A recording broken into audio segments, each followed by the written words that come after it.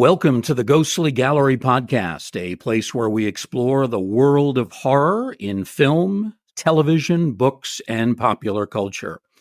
Well, greetings, everyone. My name is Bruce Markison, co-host for the podcast, The Ghostly Gallery. And as always, I'm joined by our producer and co-host, Tracy Asteria. Tracy, hello. How are you? I'm doing great, Bruce. We survived another storm here in Nova Scotia. One of those weird ones. You don't know if you need a shovel, a rowboat, or maybe a pair of figure skates. But we're here and we're doing great. How's the way your winter is going? They're going to film the sequel to The Day After Tomorrow there. It's incredible winter that you have gone through. Yes. Speaking of films, I want to talk just a minute about an interesting film project before we get to our main attraction this week. I thought we'd talk for a moment, Tracy, about this new Frankenstein film project starring Christian Bale. You might have seen on the internet some of the pictures of him. He's got a shaved head in preparation for that role, and the filming is going to begin very shortly. You were the one who let me know about this, so you've got a lot of interest in this film. I do. I'm really excited. I like Christian Bale. And, you know, when I heard that Maggie Gyllenhaal was involved in the production, this is her production. And I believe it's going to be shown on Netflix. And it just started filming not too long ago. So my eyes are open. I can't wait for this to show up soon, hopefully. Yeah. As you mentioned, Maggie Gyllenhaal's the director. The cast includes some really A-list actors, Peter Skarsgård, who's always great, Penelope Cruz, Annette Bening, who's still making films all these years later. She is in it as well. You know, obviously, I have no idea how good the film is. Nobody does at this point. But one thing that we know, Christian Bale is going to give a full effort. He has made a number of wonderful movies, including some from the horror genre. We know how great he was in American Psycho.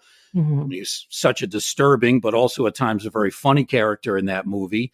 And then he also did the great movie for Netflix, which came out just over a year ago, The Pale Blue Eye. And I thought he was terrific in that. You know he's going to be good and he's going to give a full effort. So if the script is halfway decent and the supporting cast is decent and certainly looks like it, looks like the chances of this being good are pretty high up there. I definitely agree. And another one to keep on your radar, Bruce, there's another new Frankenstein movie that is just starting production too with Guillermo del Toro. It is his movie that's coming out. I'm not sure where it's going to be. I think it might be on Netflix, but another one just to kind of keep your eyes open for. He's fascinating as well. But yeah. And he's a guy who loves those old films, the Universal Studios classics. He pays a lot of respect and homage to those in the efforts that he does. And that's certainly something that we appreciate from him. Well, we talked a little bit about Christian Bale, and someone who worked with Christian Bale, coincidentally enough, is our featured guest this week. And that is a very talented and versatile actor, Ritchie Coster. Ritchie has starred in such films as the remake of Rear Window. It's been in the absolutely terrific classic, The Dark Knight, the vampire movie, Let Me In. And he's also been featured in the original Walking Dead TV series, which is certainly my favorite of all those shows that have come out. I first met Ritchie when I moved into upstate New York way back in the mid-1990s. He was on the verge of embarking on a career in Hollywood, and since then he has compiled about 60 credits in film and TV and has established a reputation, I think, as one of the best character actors around. We're very glad to have with us Ritchie Coster. Ritchie, welcome to the Ghostly Gallery. It's great to have you. Hello. Hello, both. Thank you. And that was a very kind introduction. Thank you very much. Well, I hope it was an accurate one. I think it was. I think very highly of your talents. And I think about a couple of conversations that we had at the old Doubleday Cafe as you were getting set to embark on Hollywood. And you have certainly done very well for yourself. Before we talk about that part of your life, let's go back even further. You are originally from London. That's where you grew up. Mm-hmm. I'm curious, Ritchie, how you first became interested in movies and television growing up there. So I was at school. I was about 14 or 15, and I wanted to be an astronaut. I think because I thought it was the only thing that would get me closer to Star Wars, which absolutely changed my life when I saw it. I saw it the first night it opened in London, and I was 9 or 10 years old, and I wanted to be an astronaut thereafter. But some sensible part in my head was saying maybe I should be a journalist. Hmm. I got to tell a story. We had a careers fair at school when I was 14. Where all the people from various industries and jobs come to the school and tell you how to get work with them. And my mum took me to the careers fair, and she said, my son wants to be an astronaut, and God damn you, you're going to tell him how he's going to be an astronaut. And somebody said, well, he's either got to be really good at physics or he joins the RAF and maybe they'll take a pilot. Both of those sounded like awfully hard work to me, as did becoming a journalist. And so I was a bit nonplussed. And then I did a school play, my first school play, and I enjoyed it immensely. And people told me I was rather good at it. And then I did another school play and then another one. And I forget who it was. Somebody made the stupid remark that I could do this professionally. And to tell you the truth, it seemed like the easiest option at the time. I was a bright kid. I mean, I was doing well at school, and I went to a very good academic school, but I was just getting bored of it all. And if I have a defining feature, it's my laziness. And so I getting into drama school on the strength of an audition seemed like a lot less work than getting into a university, an academic university on the strength of my exam result. So that's the way I pushed myself. And then I managed to get into a very good drama school in London. Left and became an unemployed actor in London for a few years. Odd walk-on parts, a play here or there, but I hadn't really grown up yet, and I didn't understand how to devote myself to something or commit to it. I was just waiting for it to happen for me. And of course, for 99.99999.5% of the acting population, it doesn't just happen. You have to work very hard at it. Long story short, I followed a woman to America via Cooperstown. I followed her to Manhattan thereafter, and it did just happen for me. I was serving somebody at a bar, and they were an actor, a friend of a friend, and they took a shine to me, and they told me that their agent was looking to take on more clients. So he hooked me up there, and the agent, I had a very long, lovely talk with the agent, and he knew there was an English play coming up in New York City a month thereafter, and so took me on as a client. So in the end, I did just stumble into it. And that was 30 years ago, I think then. Yeah. Ritchie, let's step back for a moment. You mentioned Star Wars. Tracy, like a lot of our listeners, huge fan. You became a real fan of that right from the start. You loved it, Star Wars? There was when the first Star Wars came out, I went to the cinema 9 times to see it. This is before VHS and Beta even. This, you had to get the bus to the cinema, and I went 9 times, I think, in 2 weeks. And for a couple of years after that, I think it was the subject. I think it consumed my every waking moment for a long while there. Wow. And that carried on with Empire Strikes Back, and by the time Return of the Jedi came around, my enthusiasm had dimmed a little. Yeah. Did you have a favorite character in those movies? R2D2. Really? Aw. Yeah, R2D2. Sorry, I won't go into prequel bashing, but what they did with R2D2 in the prequels just enraged me so much. There's a shot in The Empire Strikes Back when Luke is on Dagobah with Yoda, and it's a rainy evening, and Luke is in Yoda's hut, and R2D2 is outside in the rain, and you just see him go on tiptoe to look through this little round window, and that shot was the very epitome of Star Wars for me. It was funny and charming and unexpected and drab, and everything wasn't shiny, and it was just charming. And then jump forward 15 years or so, and they've got R2D2 flying around on little rockets coming out of his legs, and I thought, oh, well, that's the epitome of where it went wrong as well. I wanted to be in the Millennium Falcon so much.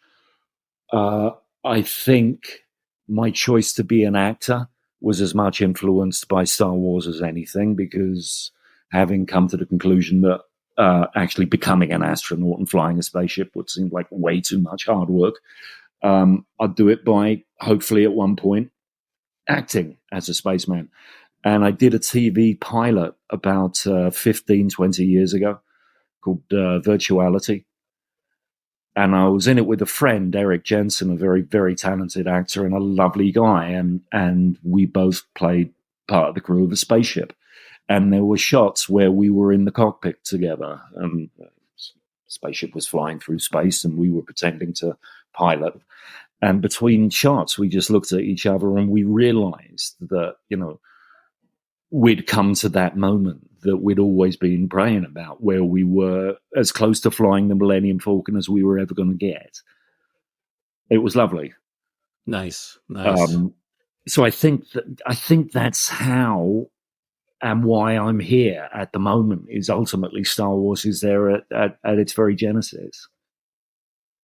Ritchie, when you were growing up with these films back in the 70s and 1980s, were you particularly a fan of some of the legendary British actors, people like Peter Cushing, Christopher Lee? Were these guys that you followed closely? Not that I followed closely, but, horror movies were Hammer Horror. I didn't go to I was too young to go to the cinema in the 70s, at least, to go and see horror movies. So it's just what was shown on TV on our three channels, our three networks at the time. And all the horror I remember from deep childhood was Hammer Horror, Peter Cushing and Christopher Lee, Dracula, The Mask of the Red Death, The Premature Burial. And some of them were really quite frightened me. And then I remember The Omen was shown on TV. And I realized what horror could be. It scared the bejesus out of me, The Omen, and then The Exorcist thereafter. But Hammer Horror was it for my, my very formative years. The Wicker Man, there's another one that was prominent when I was very young, which is still very effective today. Oh, yeah, absolutely. From The Omen, great British actor David Warner. Yeah, not many people know about David Warner. He was fantastic. Yeah. He was the photographer, wasn't he? That's right. It's beheaded by a sheet of glass. Yeah. Difficult scene to watch. Yeah. Yeah. But emblematic of what that film was all about. Any other actors, Ritchie, that were strong influences on you growing up? Richard Burton has always been a hero of mine because he was a hero of my father's. My father loved that working class boy made good to become just about the most successful man in the world. So we were always made to watch Richard Burton. I didn't really appreciate him until later. He was quite prominent. I'm trying to think who else was Sean Connery, because of James Bond, of course. Mm-hmm. I can't stop thinking about David Warner now, just because it's a name I hadn't thought about for ages. Yeah. I'm trying to think also the fella that played Merlin in Excalibur. I'd be very impressed if you could name who that was. Nicole Williamson, something like that. That's right. Yes. Excellent. Excellent memory there. There were these actors that were fantastic and were like a rung below the Tom Courtneys and the Albert Finneys and the Richard Burtons, but just incredible leading men and character actors, mostly carrying the demon drink on their shoulders, reputations of being hard to work with, the work dried up. But these great, great actors from the 70s that we all knew, and we all knew they were fantastic actors, but they didn't quite reach those summits. I thought Ian Holm was going to be one of those, but he kind of got his foot in the door, and I think a great part of that was to do with Alien, which happens to be my favorite horror film, if not my favorite film of all time anyway. I mean, what a cast was in that film. Ian Holm, John Hurt, Yaphet Kotto, Sigourney Weaver, of course. That great woman, not Sigourney Weaver. Prizes for anyone that can think of her name? Nope, that one. I'll have to work on that. But one of my favorite actors also in that film, still alive, he's in his 90s now, Tom Skerritt. I was trying to think. It's Tom Skerritt. Is he in his 90s? Yes. He was always just turned 90, yeah. Such a lovely actor, wasn't he? I think something about Alien, why it works to this day. I think it was still so greatly influenced by 70s filmmaking because the actors have so much space in that film. You know who those people are and you recognize them. And also that thing Ridley Scott said about, I wanted this to be like truckers in space. I wanted this to be blue collar workers in this what for them is a normal environment that gets violated by this thing. But the actors have so much space in that. Likewise in The Thing, Carpenter's The Thing. Excellent movie. The Jaws. I mean, can we call Jaws a horror film? I'd like to do so. Absolutely. Yes. Okay, then that is my favorite movie of all time. And just the space given to those three gentlemen to explore character and I think that's why the horror of those films is so effective. Is because it's happening to these people that you know, and if not care about, are deeply interested in. I went off topic there, didn't I? No, that's excellent. I went on a wild tangent. Oh, you've talked about some really great movies, though, honestly. In your opinion, what is your favorite genre of, movie or TV series to watch in your free time, or even your preference for performing? Do you have a preference for what kind of roles you like to take? Preference for the roles I like to take. I'm kind of limited in choice because, let's face it, they don't give me any roles unless it's the heavy. I mean, I'd love to go dancing through a field of cornflowers in a rom-com, but it's just not going to happen.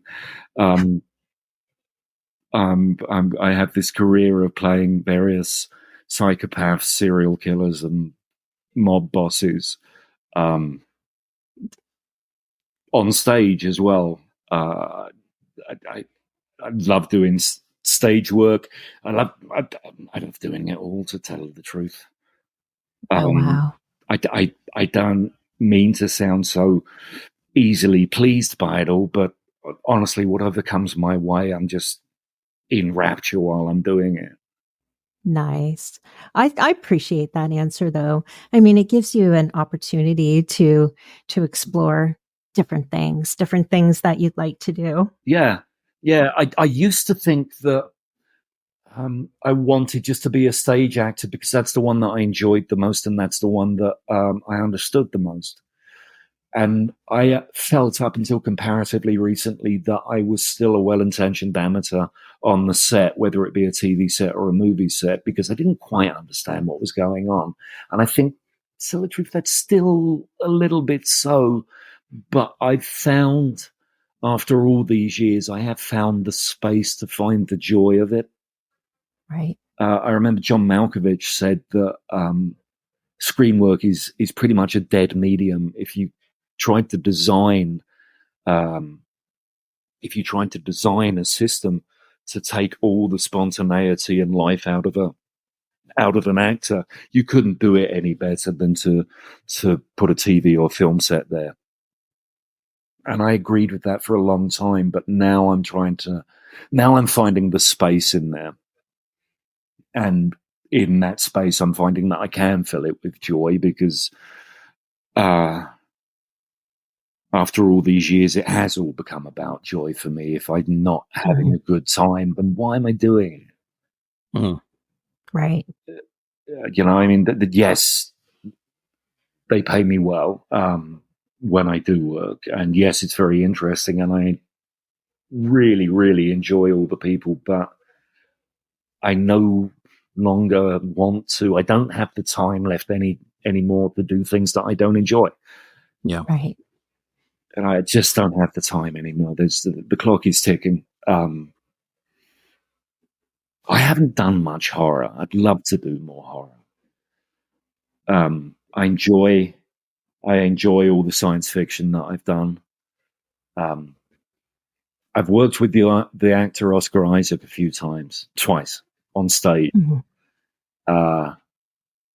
He did a Hamlet about 6-7 years ago in New York, and I was in that. And he's a lovely fellow, and I think he's a wildly talented actor. But he'd come in for a few. There were days where he'd come in and like, "How are you, Oscar?" It's like, "Oh God, I spent all day in that bloody warehouse in Brooklyn. What were you doing?"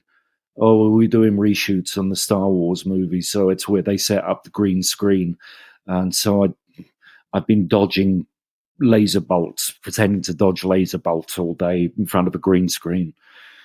And inside, some part of me was saying, "Oh my God, how you're living the dream.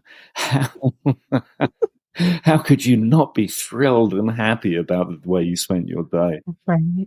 Yeah. You mentioned, Ritchie, that you've done a lot of these villainous roles, but here's the thing about it. They're all different.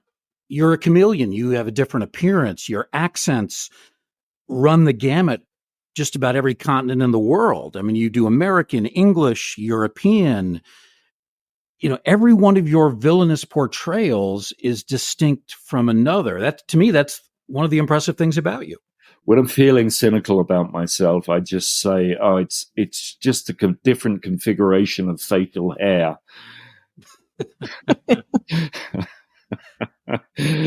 Grow the moustache and shave off the bit at the end of the chin, and there's another performance right there.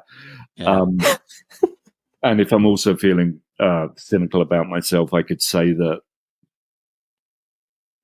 some of those accents are not entirely accurate. They're believable, though.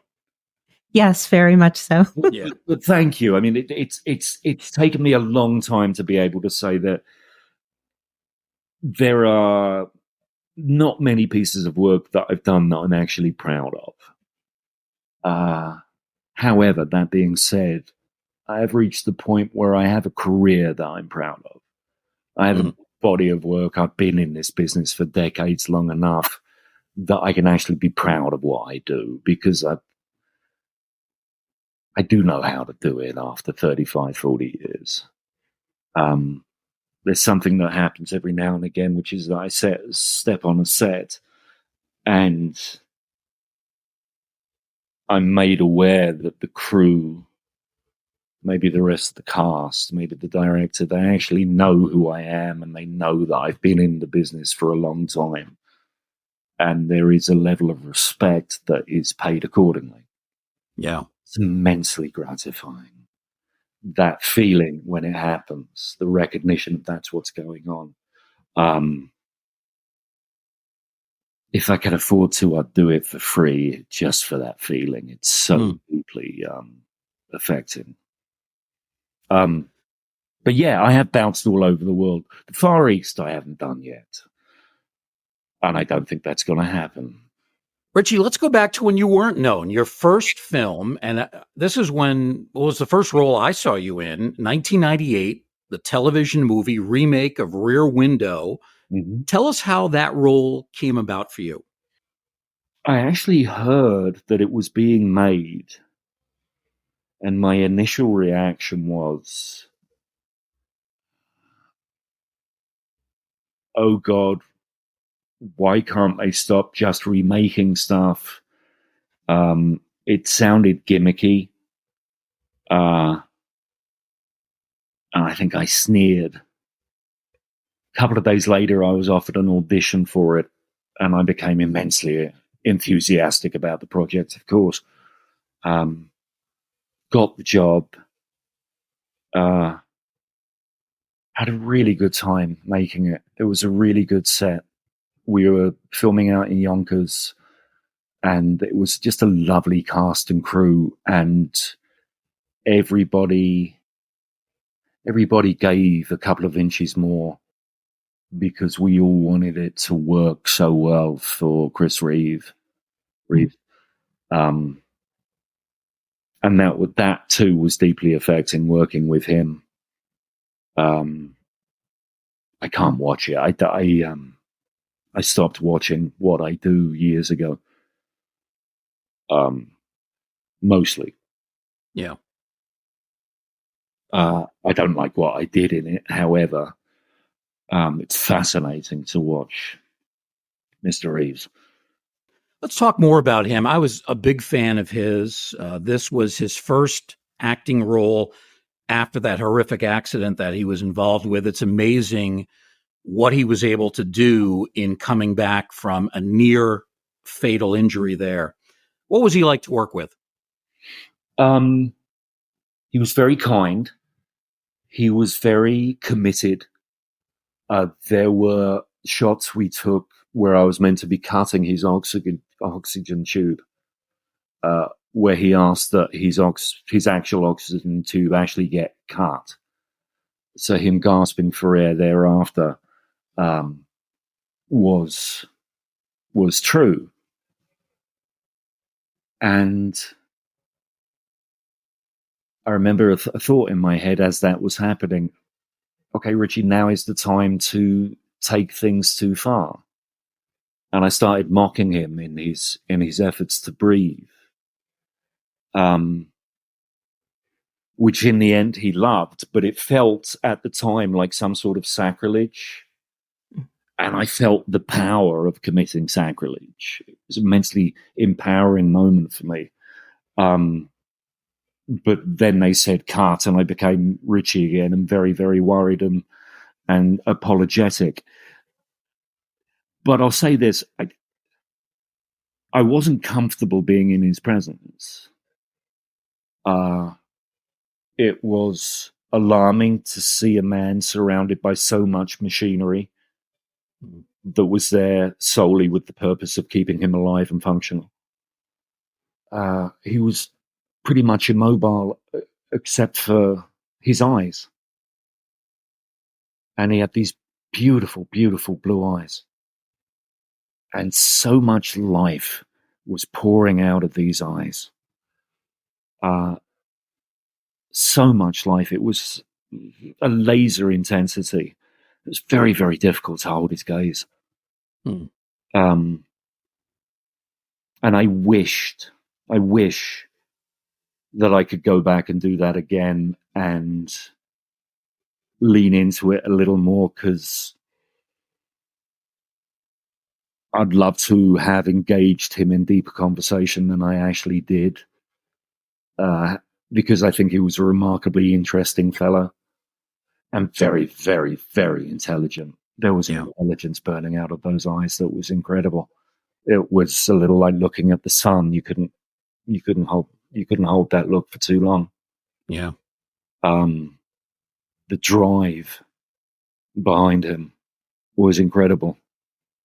And I watched it, and I can't say I liked it, and I wanted it to be better for him. You know, I wanted it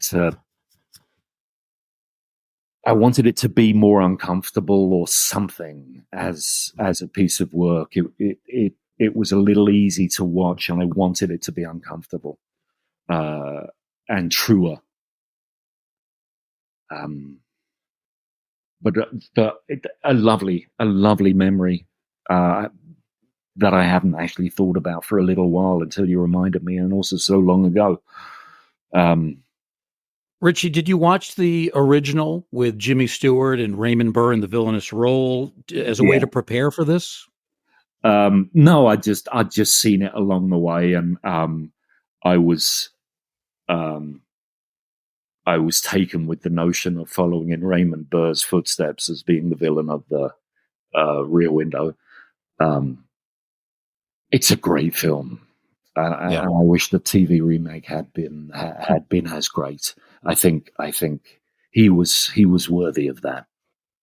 You know. Well, it's hard to match a classic like that. It's one of Hitchcock's best films. My wife absolutely loves it. I think it might be her favorite because she's not really into the horror of The Birds and Psycho and some of those movies. I thought you guys did a good job with it, though. As remakes go, I thought it was very solid. Thank you. Yeah, and I'll be honest, I just saw that movie for the first time over the weekend, and I had never saw the remake version that you guys had done, and I really enjoyed it. I really, really enjoyed it. I thought your performance was excellent. I felt myself there, looking through the window as Christopher was, and, just like watching you across, and, it was kind of scary. Like, it was just, I don't know. I was afraid of you. Well, it was around this time that I started to get the notion that, hang on a sec, I do these roles. People are very complimentary and say that they're affected by it, and it's frightening. I started to realize around that time it's very easy for me to be creepy. I think basically, in some manner, I must be a very, very creepy man, because I don't turn on creepiness. Sometimes I'm trying to do a performance and trying to play it deeply charming. And yet they say, "Oh, that was so creepy. Well done, Ritchie. How did you do that? That was so scary and creepy." And I'm thinking to myself, "Oh, well, that was my best Peter O'Toole charming acting." Oh. Oh my goodness. Well, I'll tell you, the scene where you are coming up and the elevator doors open, my heart literally stopped when I saw those doors open and you standing there. I remember it. In that room. And I was like, oh my gosh, what is going to happen? And it just kind of like spiraled from there. I was like holding on to my pillow, and I'm like, what the heck is going on? I don't mean to, I hope I'm not ruining a moment, but I remember seeing that scene, and I remember thinking, oh my God, this is going to be a really effective shot, because I'm pretty much going to be in a kind of silhouette. And they're just giving me this, the wardrobe department had just given me this lovely, expensive leather blazer to wear. And in the half an hour leading up to that shot, oh my gosh, I was in front of the mirror trying to work out, like, how's my silhouette going to be most effective on this one? Oh man, it was very effective. Thank you. When we look at your resume, I think it's safe to say that the best film that you've ever done, and it's an absolute classic, is 2008, The Dark Knight. It wasn't even nominated for the Academy Award. It should have been, and a lot of people think it should have won. For whatever reason, it wasn't. But what a story told by Christopher Nolan. What a cast. You had people like Heath Ledger, Christian Bale, and we talked about earlier, Michael Caine, Gary Oldman. Tell us what it was like to be on that set. I mean, you guys had to know this is going to be fantastic. It was one. I'm a bad judge of scripts. I knew the moment I read that script that this was something remarkable. I worked very hard to get that role. In one respect, this is what the experience was like. I'd been on big movies before, but not this big. And it felt like waiting at a train station. And suddenly this huge locomotive comes thundering past.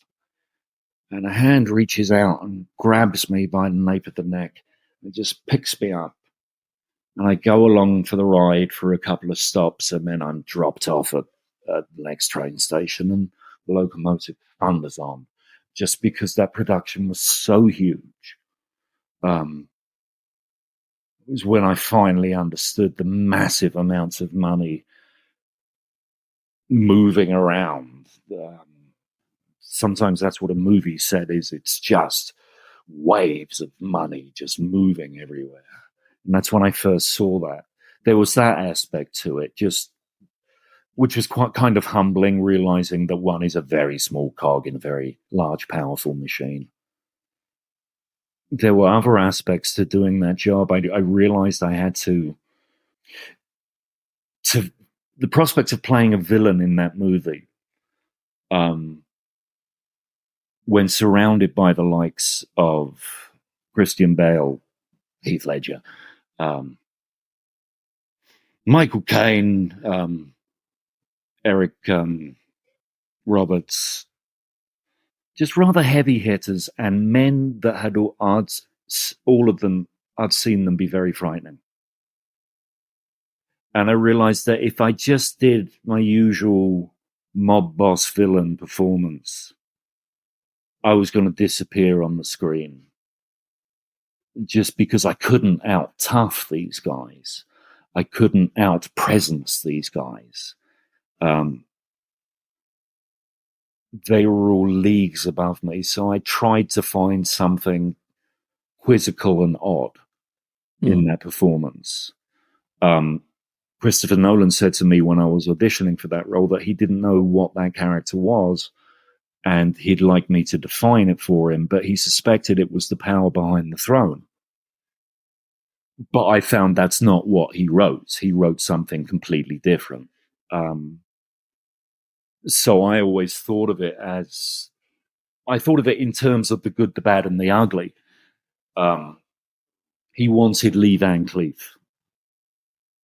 I found that he'd written Eli Waller, one of my favorite performances of all time, incidentally. So I tried to give him that kind of odd, slightly animalistic, venal, craven negotiator. I don't think it's what he wanted, but it's what he got. And the difference between what I was providing and what he wanted got quite uncomfortable at times. That being said, it was a wonderful experience. Going to Chicago, going back to England to film. It's the only time I've ever been back to film anything since I moved over here years ago. The first time I saw what Heath Ledger was doing as the Joker, it really was, in many ways, a pinnacle of the years I've been acting. Just in the quality and intenseness, the vividness of that experience. was wonderful. And it's a great film, isn't it? Oh, yeah. Ultimately, was Nolan happy with what you did? I don't know. I thought not. But then he'd left me in the movie, hadn't cut me out, and was very generous with screen time with me as well. And though I didn't audition, he did do an availability check on me for Inception. So in some ways, he was still interested in using me. But when he and I parted, maybe it was just paranoia on my part, being so scared of in being such a big movie. I felt that I disappointed him in some ways. But like I said, he ended up using the performance. He could have cut me out of that movie entirely, or just to a minimum. But I think that character is still there, and I think I made the right choice. If I'd gone for Lee Van Cleef, I think I would have been just another mid-level tough guy actor, which I didn't want to be in that film. I wanted to. That line, "My dogs are hungry." I knew if I came at that at the right angle, it's a line people would remember. It's all over YouTube, that line too. There's a great YouTube video of a comedian pretending to be me doing that line over and over again, and somebody else is off camera trying to give me direction, pretending to be the director. I watch it a lot, more than is appropriate, because I find it really funny. Was that accent difficult to do? I studied with a very good voice coach to get Chechnyan, rather. In the end, I fell into the Eastern European accent. I do everything that's east of Paris, which comes so easy to me. I don't think it's specifically correct to any particular place in Europe, but it's mine and I'm fond of it. Yeah. I have to ask you about Heath Ledger. It turned out to be, I believe, his second to last film before his untimely death. It's an amazing role. It's one that some people feel took a lot out of him. Obviously, he put a tremendous effort into it. What was it like in those moments when you weren't filming and you were watching him and seeing what he was doing? You must have been mesmerized by it. I was mesmerized. And I have to admit, when the first couple of takes where he was doing his thing, I thought, you're not going to do that, are you? But he did. And then I worked with him for 2 days. For 2 days and then another day a couple of weeks later. And the 2 days we were doing a big kitchen scene, a scene where all the bad guys meet in a kitchen underground. And we didn't mix. I didn't talk to him a lot because between takes he was off in a corner, chain smoking cigarettes and pacing and muttering to himself. And some people on the set were like, "Oh, he's too good to mix with the rest of the cast or background people." And I think the man is so obviously concentrating and trying to keep in a place. And then the last day we worked together, it was his last day and it was my last day, and we talked a bit more. And when we finished, he gave me a massive big hug. And I would not in a million years claim to have any knowledge of Heath Ledger whatsoever, because I was with him for 3 days. I have no particular insight into the man. I didn't know him. I could only tell you what I experienced. And that was a fellow actor who was in the sweet spot. And they knew it. And they were enjoying it. It was so lovely to be around, to be with a fellow actor who was having that much fun doing what they were doing. Now, I've heard all the stories about what it did to him and his preparation and all that, and I can't speak to any of that.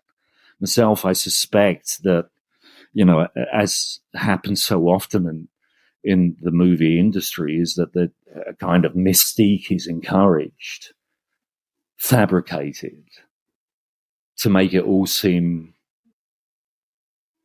harder and more interesting than it actually is. What it actually is this game of pretend that we all play. We play pretend well, or we play pretend poorly. But I saw a really happy man. It made me envious. I feel that as an actor, in a handful of times in a career, you find yourself in what I call the state of grace, where you're just in the right position and you've just made the right choices, and you're flying, and it's effortless.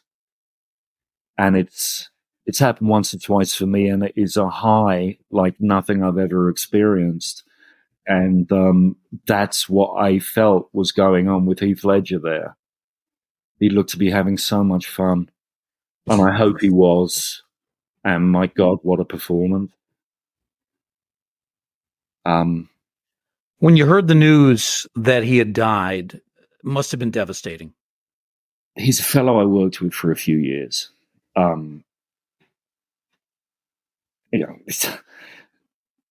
It's never particularly pleasant to hear that anyone's died. I can't. A couple of people called me up and said, "Are you all right? Heath Ledger's just died." And I'm like, "Yeah, we weren't friends. I didn't know him and he didn't know me." What I felt was, God, that's a shame, because apart from just another man still being alive, wouldn't that be wonderful instead of dead? Just as an actor, can you imagine what he would have given us in these years? Oh, yeah. From then until now. I mean, he was an extraordinary actor. Like Christian Bale, he was that kind of actor, They don't give bad performances. It's just on the spectrum of how deeply interesting and fascinating that particular performance is. I knew his wife. I felt for her. I knew they had a child. I felt for the child.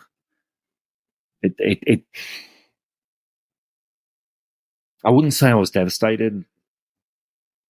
It was pretty damn horrible, though. Yeah, here you had just worked with a guy when he was really at the top of his game, and he's still so young. Yeah. I think he was in his early 30s, and as you say, it makes you wonder what would have happened. It's been about 15 years now since his passing, but I have to believe he would have become, he was already a star, but he potentially would have become a superstar in Hollywood. I think what's remarkable about that performance and about a lot of Heath Ledger's career is he was an audacious actor. And I think there are very few things I respect as much in an actor as audacity. Like, one of my favorite actors is Peter O'Toole, and the audacity of most of his performance is just breathtaking. The exuberance of it. It was an exuberant performance. Exuberance, audacity, these are the things I really dig in actors. But sorry, you were about to say. Well, a movie that came out just 2 years later is one that Tracy would like to ask you about. And I think it's the only vampire film you've done, Let Me In. Yeah. I would love to hear a little bit more about working on that set. Like Bruce said, I just watched that movie for the first time again this past weekend, and it was great storyline, and I was really fascinated with it. And I would love to hear your thoughts on what it was like to be there. It was a really happy experience. That was. It was, and it all felt a little weird because we shot in New Mexico, in the area around Santa Fe and what's the name of that big city? Why can't I remember? Phoenix? No, New Mexico. Tucson? Nope. Oh, Los Alamos? Los Alamos. And where the balloon festival is, the hot air balloon. Oh We gosh. were in New Mexico. I was staying in a casino in the middle of nowhere, and I was just finding New Mexico to be such. There's a strangeness in the air. Maybe it's the desert. I don't know, but and the presence of Los Alamos with its history. The town where they shot Breaking Bad. Albuquerque? Yeah, there we go. Okay. Which is Yeah. the strangest of cities in and of itself. There was just a weirdness in the air. Okay. And I had the wrong state. I had Phoenix and Tucson, which of course are in Arizona, and you were talking about New Mexico. and I'm English, so I had no idea you were in the right. That strangeness kind of crept into the set. Everything was a little spooky in the most delicious Right. way. I stayed in a casino for a little while, and I'd go away and then I'd come back, and the young lad that played in that film, I forget his name. Oh my goodness. Cody Smith McGee. I'm just making that name up. Right. Was so impressive. And Elias Koteas was in that film, and I'd worked with Elias before, and I think of him as a friend, and it was so lovely to be around him again. There's a drastically underused actor for you. Mm. Oh, he's excellent. Absolutely excellent. He is the actor that, I say this in the nicest possible way, hopefully, he's like a predator on the hunt for the role. Right. I mean, I've seen actors that do their background work, but Elias comes into work with a binder that's this thick. And then you know that every pronoun and verb and has a whole section that you can thumb to. And then he's completely effortless in front of the camera because of all that background work that he's done. And he is like a predator on the hunt for it. Very looked at in one light, he's a very scary man. It's quite intimidating, but also I happen to know it's about joy with him as well. What a lovely actor. I never saw the film in the end, Let Me In. Was it good? Oh, it was amazing. Oh my gosh. When you talk about kind of like, the aura around, like kind of being creepy, the whole movie was creepy, like just creepy vibe to it. And when the two children are together in almost every scene, it's kind of like echoey, like they're in a different universe. I've never seen a movie like that. It was just, I think it was really, really well done. And it was very creepy for a horror movie. I really loved it. I need to watch it because I do like, there are a few of them I can think of. 28 Days Later. Yes. Don't Look Now. There are a handful of horror movies I can think of that every moment of the film is infused with a kind of dread that you can't put your finger on, but you know it's there and it's making you feel the hairs stand up in your arms and you feel slightly nauseous. And I'd love to watch Let Me In to see if it's one of those films, because it was certainly there. Oh man, like I said, I really enjoyed it. I'd be curious to see what you think of it if you get a chance to kind of like watch it. Thank you. Yes, please do. I mean, holy cow. Like I was telling Bruce before we went on air that I was really surprised. I wasn't really sure what to expect, but man, it was good. It was really good. The original as well. I haven't, but that is on my list next to watch, the original Swedish version. Let the right one in, yeah. People rave about it. Exactly. So it's kind of like on my docket to watch probably this coming weekend. So yeah, I'm excited. The young actress Chloe Grace Moretz, she was still a child at that point. She's become a big star since then. Rightly so. Yeah. The two of them. The young lad, I think he might have ended up being in The Road with Viggo Mortensen. Just breathtaking to see them on set, the way they carried themselves. Yeah. And yet also not in that kind of child actor, creepy, kind of worried for them way. Mm-hmm. Like they knew why they were there, and they knew what they were doing, and they knew they were good at it. But there wasn't an arrogance to it. Yeah. Ritchie, let's talk about your recent effort in The Walking Dead, one of my favorite shows. You became part of the cast in 2021, playing the character of Pope. But I have read, and you can hopefully confirm that this is true, that you actually auditioned for the part of Negan several years earlier. Is that true? Yeah, that is true. I think before they gave me the role of Pope, I'd auditioned for The Walking Dead. I can't remember if it was 4 or 5 times, and one of the times was Negan. At the time, I was not a viewer, nor had I read the comics, so I had to do some catching up to find out who Negan was, but I wanted that role really badly. And small man that I am, when I don't get a role, I will either boycott the piece itself or watch it and feel completely and utterly resentful and envious of the actor that ended up doing the role. But watching him play Negan, he was lovely. Just the effortless charm of that man, that actor, and that character was lovely.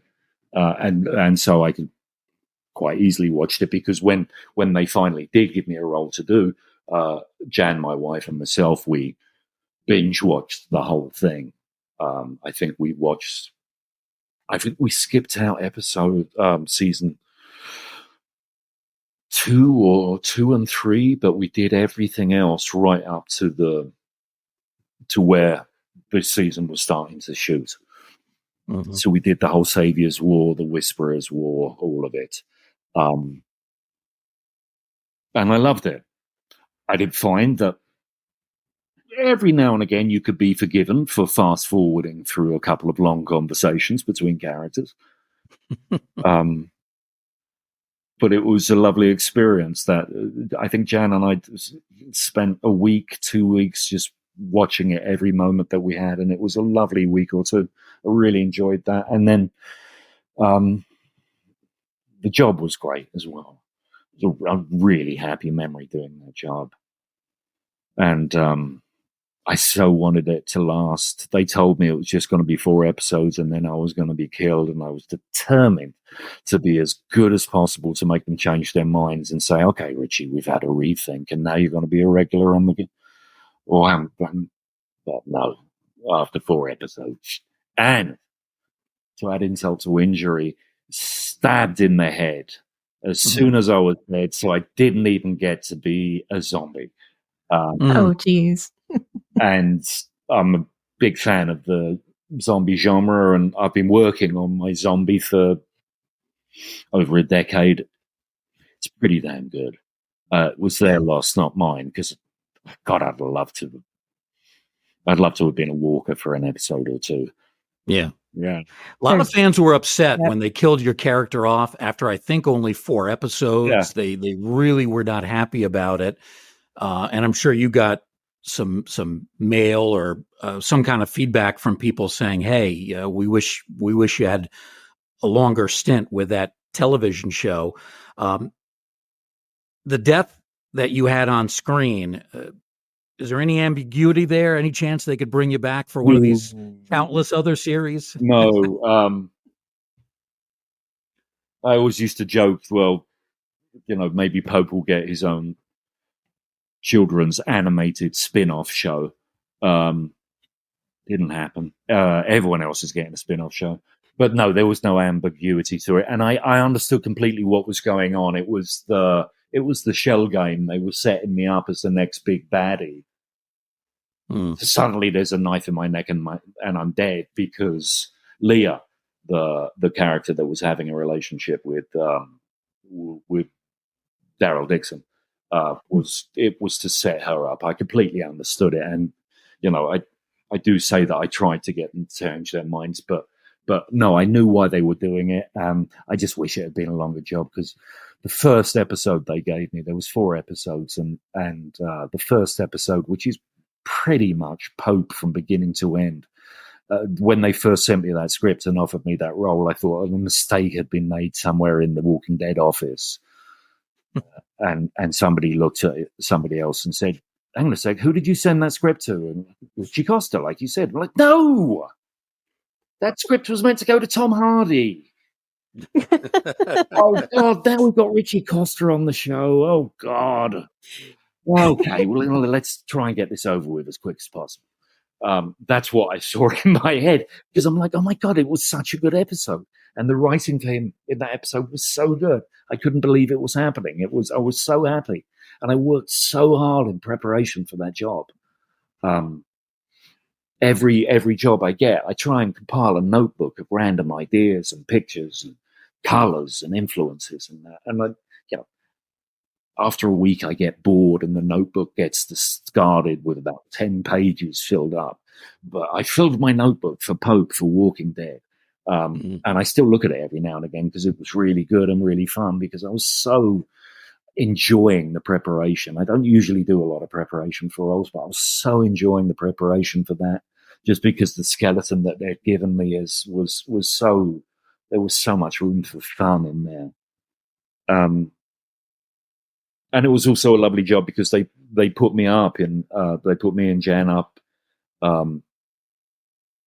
the little village in Georgia where they used as Alexandria. They put actors up there, certain actors they put there to stay while they're filming. So we lived in the house that was Rick's house in Alexandria. Oh my gosh. Wow. It was so much fun, and it was such a lovely little strange, surreal experience of living in this kind of gated community with these huge iron zombie fences all around it and a security guard at the gate, because inevitably 24 hours a day there were Walking Dead fans dressed as zombies at the gates of the gated community. It was just surreal and lovely, and they were a lovely casting crew as well. Oh my gosh. That's like being a part of history, though, because that show is huge and it's been on for a very long time. So that's a sweet little spot in kind of like TV history. Yeah. Have you watched any of the Phenomenal. spin-offs? I haven't myself. I haven't. I've got catching up to do on The Walking Dead, but it'll be there probably in a year or two. I'll have a chance to kind of watch the spinoffs and other spinoffs and more spinoffs, whatever. Exactly. I've been warned against watching Fear the Walking Dead, but I want to watch it because one of my oldest friends is an actor called Lenny James, who's on Fear the Walking Dead, playing Morgan, who's been there since the pilot of the original Walking Dead.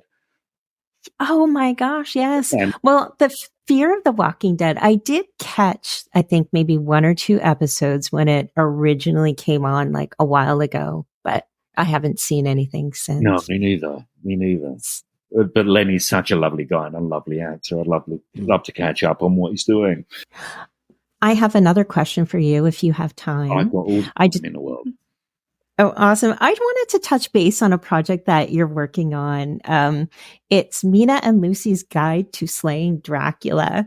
Now, I was just doing some research on some of your work, and when that popped up, I was like, oh no, that is interesting. So I gave the trailer a little listen, and it sounds so fun. Can you talk about your role in that? I play Dracula. The most cliched, over the top, Sesame Street Dracula you've ever heard. And I loved every minute of it. I remember talking to the director of it, and we were talking about accent. And they said, do you want to do your own accent? Do you want to do like an English accent? He could be, he could have picked up an English accent along the way. And I said, well, why don't we do an English accent with a slight tinge of Eastern European? Yeah, okay, let's try that. And so I started doing it for them. And And progressively, each take, it went further and further away from English with a tinge of Eastern European to just doing my same old. It's the same accent I did for that movie.